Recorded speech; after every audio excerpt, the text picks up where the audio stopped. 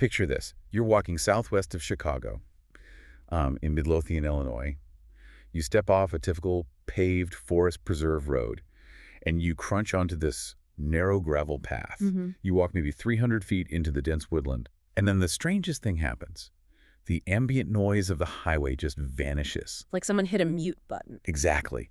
The hum of the city is completely gone. The light shifts to this filtered, sort of uncertain green under the canopy, and you find yourself standing in a tiny, forgotten cemetery. It's incredibly isolated. Right, and we are talking about a space roughly the size of a large suburban backyard holding maybe 200 graves. Broken, stolen, or overturned markers are just scattered among the tall weeds. Yeah. This is Bachelor's Grove, and the question we are exploring in our deep dive today is how a microscopic patch of dirt, this 1844 pioneer burial ground, became the most violently desecrated, hyper-documented paranormal site in America. It really is a unique case study. Right, because we aren't just swapping ghost stories around a campfire here. We are examining what actually happens to the physical environment when a piece of history is completely abandoned by the living. And, that distinction is the entire foundation of what we're looking at today. Bachelor's Grove isn't haunted because someone made up a spooky story to scare kids on Halloween. No, not at all. The phenomena recorded here stem from a very real, heavily documented history of violence, profound neglect, and deliberate desecration.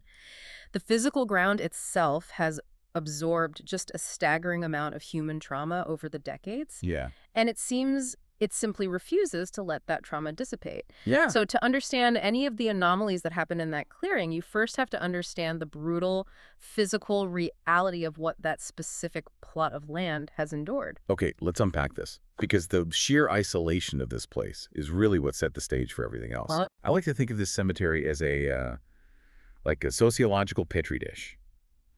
When a space is integrated into a community, it has natural protection. People walk by, neighbors keep an eye on it. Right, there's a social contract. Exactly. Yeah. But when you completely remove a space from the protection of the community, you essentially create a vacuum. And that vacuum becomes an open invitation for darkness. Yeah, and if we look at its origins back in 1844, there was absolutely nothing sinister about it. Right, it was just a cemetery. Just a perfectly ordinary, peaceful burial ground for a farming settlement built by German and Scandinavian immigrants. It held the remains of people who lived incredibly hard lives. I mean, we were talking about Civil War veterans, elderly pioneers who broke the prairie, and tragically, a very large number of infants and young children. Outbreaks, right? Yeah, the devastating cholera and typhoid outbreaks of the 1880s. These people were buried by families who loved them. But time moved on. As it always does. Right. By the 1920s, the surrounding settlement effectively vanished as railroad lines expanded elsewhere and the population centers shifted closer to the city. By the 1950s, the cemetery saw its absolute last burial. Wow. So it was just done. Done. And eventually, the adjacent road, the Midlothian Turnpike, was completely closed to traffic. Bachelor's Grove was effectively swallowed whole by the Rubio Woods Forest Preserve. It was just left out there in the woods to rot. And that total isolation is when the desecration begins. And it didn't happen all at once either. It happened in 3 distinct, incredibly dark layers. Yeah, very distinct layers. The first layer involved the Chicago outfit Al Capone's mob in the 1920s and 30s. Right, because right next to the cemetery, hidden by the same dense trees, is a pond. But it isn't a natural pond. Right. It is a flooded limestone quarry that was originally dug out to build those early suburban roads. It drops down about 20 feet deep. Law enforcement records from the Prohibition era heavily document that the Chicago outfit used this dark, isolated, flooded quarry as a dumping ground. Just a completely hidden spot. Exactly. It was the perfect spot to dispose of the weighted bodies of murder victims, men killed in gang disputes or liabilities who simply needed to disappear without a trace. The isolation made it completely secure for them. And it wasn't just a rumor, right? No, not at all. Decades later, during the 1970s, divers were assessing the pond for a public works project, and they actually discovered several 1930s-era automobiles resting at the bottom.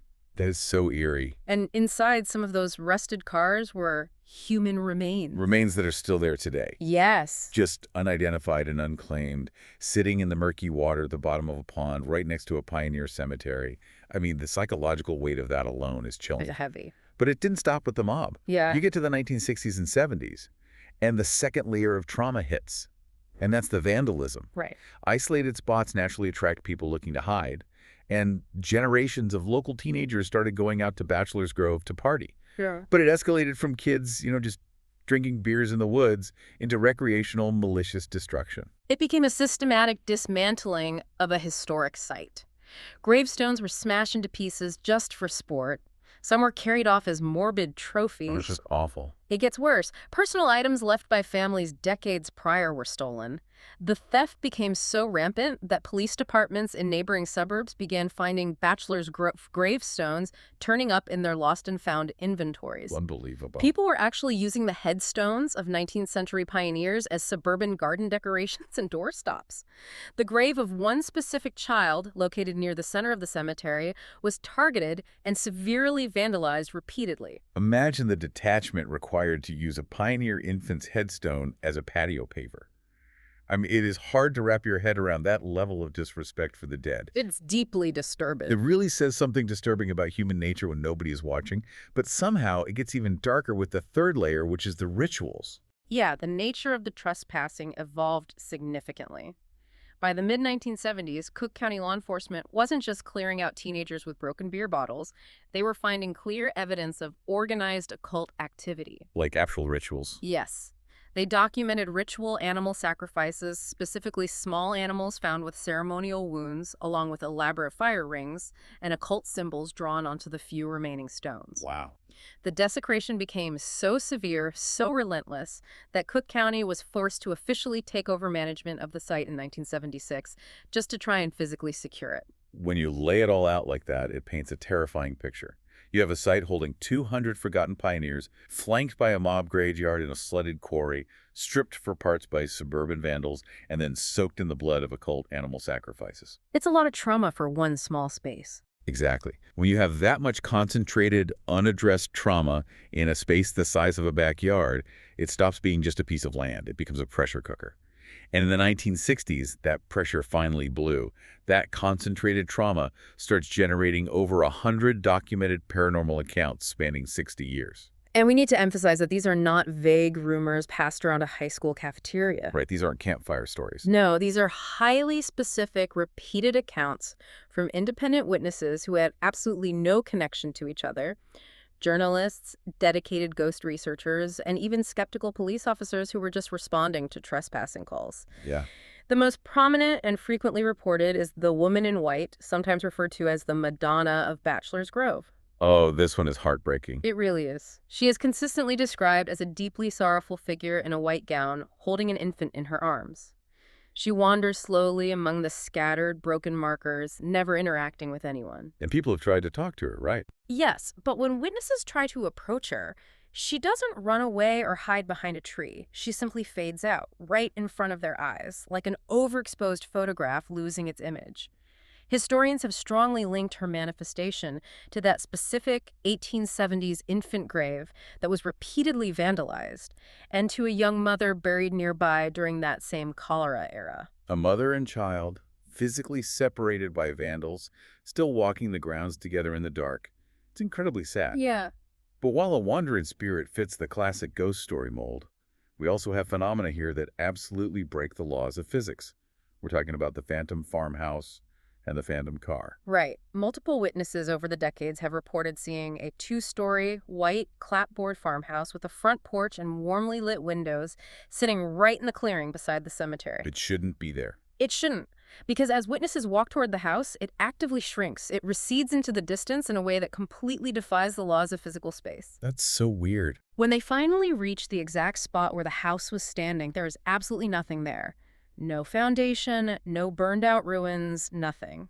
And if they turn around, the farmhouse is suddenly visible behind them, back where they started. That makes my brain hurt. And exhaustive land records from Cook County confirm that no residential structure ever existed in that clearing. Here's where it gets really interesting to me, and where I have to push back a little. I can easily understand the psychology of seeing a floating light in a spooky forest. Our brains are wired to find patterns in the dark to protect us from predators. Sure, pareidolia. Right, we hallucinate things all the time. But a whole farmhouse that actively shrinks as you walk toward it, that sounds like a massive optical illusion, not a haunting. And the phantom car, A black 1940s automobile driving silently without headlights down a closed, overgrown forest path and then physically passing straight through a modern chain-link fence. It's hard to reconcile. Yeah. How do independent, highly skeptical witnesses report the exact same impossible geometry? Well, to understand that impossible geometry, we have to recognize that these aren't traditional ghosts. A traditional ghost is often thought of as a residual memory, a replay of a person who actually lived and died there. Like a recording. Exactly.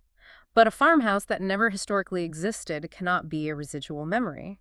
Or consider another deeply disturbing account, the two-headed figure. Oh yeah, that one is wild. Witnesses have reported a terrifying 7-foot-tall entity with two heads emerging directly from the mob dumping pond. That is clearly not a human spirit. Researchers suggest that entity is generated by the concentrated, violent energy of the mob killings itself. The location didn't just inherit a haunting from the pioneers. The location manufactured new entities out of the raw trauma inflicted upon it. But human testimony is notoriously fallible. People get scared, their adrenaline spikes, and they misremember what they saw. Huh. I mean, if I'm alone in the woods at 2 a.m., every shadow looks like a monster. Of course. Which is why anyone looking at this objectively inevitably demands hard physical evidence. And Bachelor's Grove actually has it. So when groups like the Ghost Research Society go in, they aren't just walking around with flashlights asking, is anyone there? They are measuring the physical environment. Yes, the Ghost Research Society, founded by Dale Kaczmarek, has been studying Bachelor's Grove since 1977. They apply a rigorous scientific methodology to the site.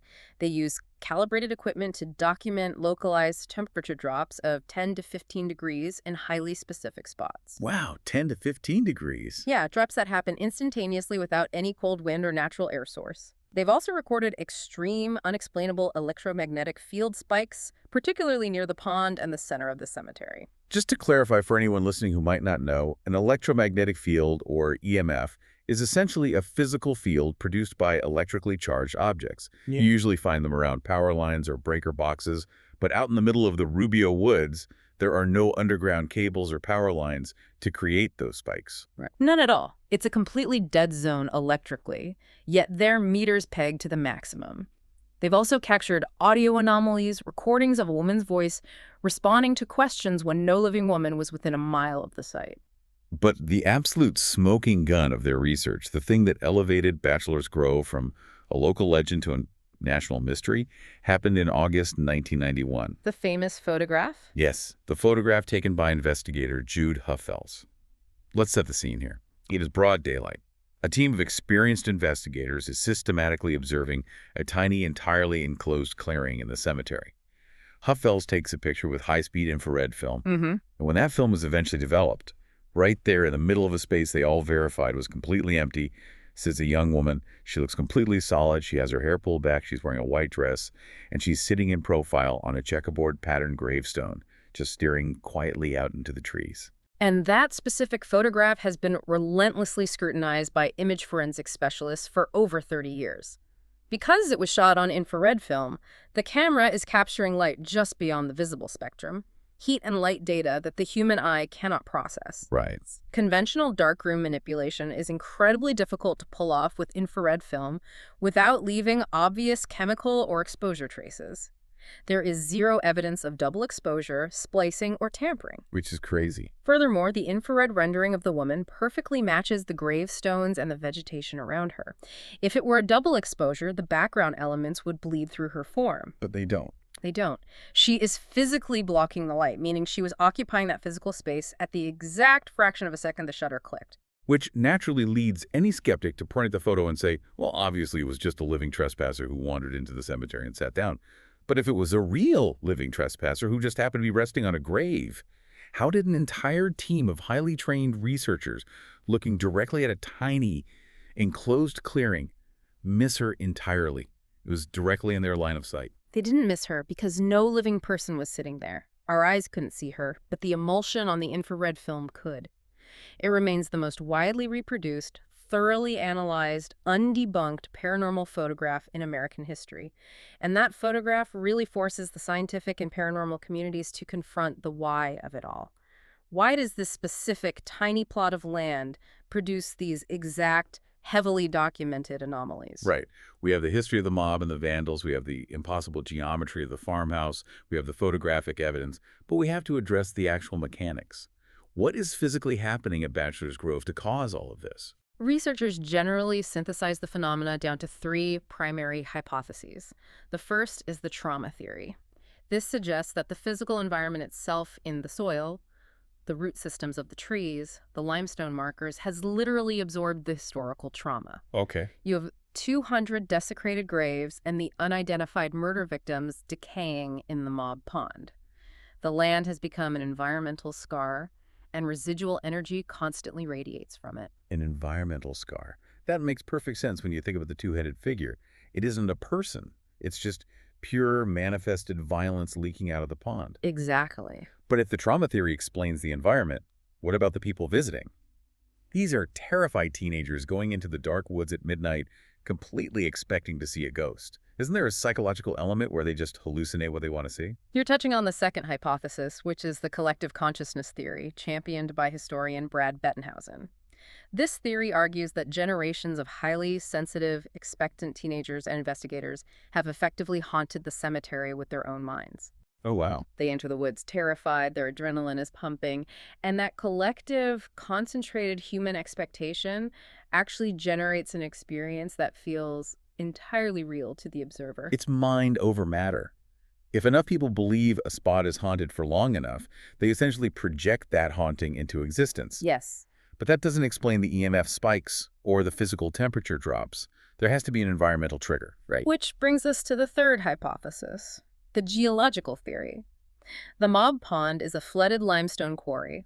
Geologically, limestone paired with flowing underground water is known to occasionally create massive electromagnetic fluctuations. Okay, I see where this is going. We know from clinical laboratory studies that when the human nervous system, specifically the temporal lobe of the brain, is exposed to erratic electromagnetic fields, it triggers profound physiological reactions. It can cause an overwhelming sense of paranoia, the distinct feeling of a presence watching you, or even vivid visual and auditory hallucinations. So what does this all mean? When you look at those three theories, it seems obvious that it's not an either-or situation. Right. What if they are all working together? Think of the location like a computer. What if the unique geology and the flooded limestone quarry act like a battery, powering the site with electromagnetic energy? Then the tragic history of the mob murders and the smashed graves acts like the software, programming the specific types of trauma that will be displayed. And finally, the collective human expectation of all those terrified visitors acts as the screen that actually projects these manifestations into reality for the viewer. The catalyst effect is exactly what many researchers believe is happening. You need all three elements to create the anomaly. The geology provides the raw energy, the horrific history dictates the shape of the phenomena, and the human observer's brain acts as the receiver. That's fascinating. It perfectly explains why a skeptical witness might see a farmhouse shrinking. It's a geometric impossibility generated by a fluctuating magnetic field interfering with their temporal lobe, interacting with a deeply scarred physical landscape. It's an incredible intersection of history, psychology, and geology. But if we pull back from the phenomena and look at the present day, what is the reality of Bachelor's Grove right now, in 2024? Because it isn't a lawless party spot anymore, right? Oh, far from it. Over the last few decades, Cook County has aggressively stepped in and restored the physical boundaries. The chain link fence has been repaired and fortified. The surviving headstones, and it really is a tragedy that there are only about 30 or 40 left out of the original 200 done. Wow, that's just sad. It is. But those remaining stones have been stabilized and protected. If you go there by day, it is a surprisingly peaceful, beautifully mowed clearing in the woods. It looks exactly like what it was meant to be, which is an ordinary historic pioneer cemetery. But by night? By night, it is a completely different story. There are incredibly strict trespassing laws enforced by the Forest Preserve Police. And they aren't enforcing those strict laws at night to protect naive teenagers from ghosts. They are enforcing them to protect the dead from the living. Because we've seen exactly what the living will do to an isolated, vulnerable place in the dark. Exactly. And it raises a vital question for you, listening right now. Think about your own town, your own city, your own daily commute. Think about how many small, overgrown patches of land, or faded historic markers, or quiet little family plots you drive past every single day on your way to work or the grocery store. I barely even noticed them. We don't. We tend to view history as something safely locked away behind glass in museums. But Bachelor's Grove forces us to consider what histories those everyday, seemingly empty places might be holding on to. What localized traumas are silently recorded in the soil just off the shoulder of the highway, simply waiting for someone to finally pay attention. It really changes how you look at your own surroundings. You start seeing the invisible layers of your own city. And it leaves me with one final thought, something we haven't touched on yet, regarding the woman in white, the Madonna of Bachelor's Grove. Yeah. If she really is that young mother from the 1870s, eternally walking the tree line in her white gown, constantly searching for the infant whose grave was smashed to pieces and carried off by vandals, maybe the haunting of Bachelor's Grove isn't some supernatural malfunction. That's a powerful way to look at it. Right. Maybe it isn't just residual energy or magnetic hallucination generated by limestone. Perhaps it is a profound act of maternal rebellion. It is a mother's absolute stubborn refusal to let her forgotten child be completely erased by the apathy and indifference of the modern world. Wow. And it makes you wonder, will she finally stop walking once we simply remember them? So the next time you find yourself walking down a gravel path, stepping away from the noise of the highway and into the absolute silence of the woods, pay attention to the ground beneath your feet. Because history doesn't always stay buried.